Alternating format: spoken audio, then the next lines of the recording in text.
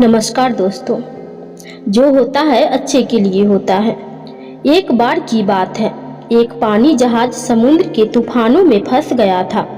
पानी जहाज और उसके सभी यात्री डूब गए, केवल एक को छोड़कर। ईश्वर की कृपा से वह बच गया और तैरते तैरते छोटे से टापू में पहुंच गया।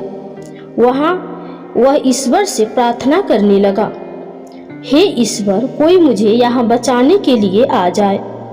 पूरा दिन गुजर गया पर कोई उसे बचाने के लिए नहीं आया। फिर वह रात को रेत में ही सो गया।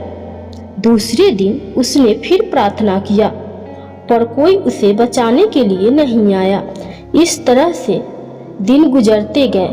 वह रोज प्रार्थना करता पर कोई मदद नहीं आया। 1 महीने बाद अब वह हार मान चुका था। उसने सारी उम्मीदें खो दी थी और टापू में लकड़ी का झोपड़ा बनाकर रहने लगा। वह नारियल का पानी पीता, जंगल के फल खाता और मछलियों का शिकार कर खाता था। एक दिन वह मछली पकाने के लिए चूल्हा जलाया, तब लकड़ियां खत्म हो गई। वह लकड़ियां लेने के लिए बाहर गया और वह लौट कर आया तो उसके झोपड़े में आग लग चुकी थी। यह देख वह बहुत उदास हुआ और ईश्वर को कोसने लगा। उसने कहा, ईश्वर, आप बहुत निर्दयी हो। मैंने मदद मांगी, आपने मदद नहीं भेजा।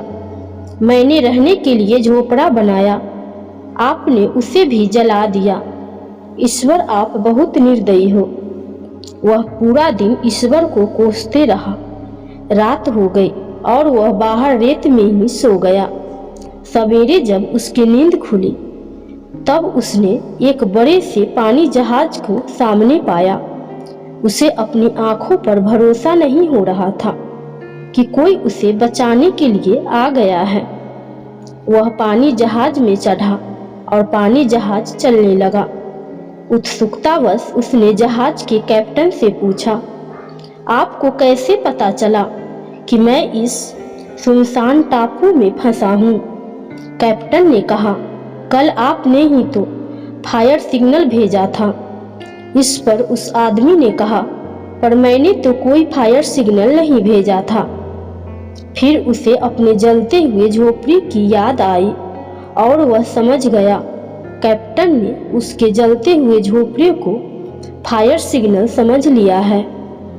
उसे एहसास हुआ कि झोपड़ी में आग लगाना ईश्वर का ही प्लान था ताकि वह टापू से निकल सके। अब वह ईश्वर का शुक्रिया अदा करने लगा।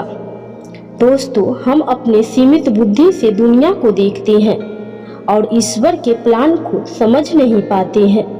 जब भी बुरा वक्त आता है हम ईश्वर को कोसने लगते हैं, जबकि हमें ईश्वर पर विश्वास रखकर अपने कर्म करते रहना चाहिए।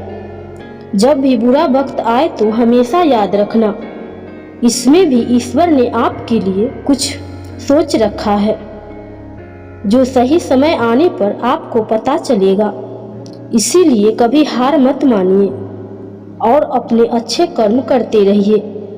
दिस इज जीव ज्ञान मोटिवेशनल स्टोरी। कर फिर मिलेंगे।